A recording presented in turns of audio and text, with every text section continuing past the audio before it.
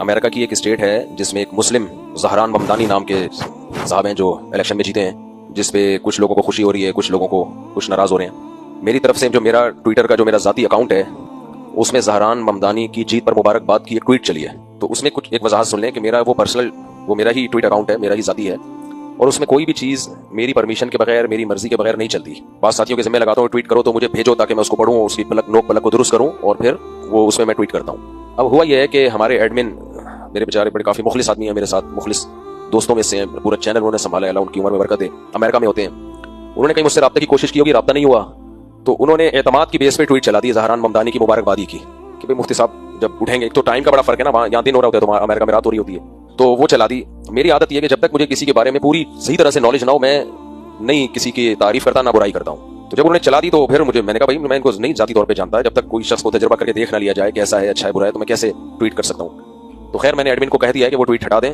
लेकिन वो ट्वीट इस बेस पे चल गई है। तो उसमें एडमिन से मिस्टेक हुई है, उस मिस्टेक के पीछे कोई फसाद का जज्बा नहीं था, इस्लाह का जज्बा ही था।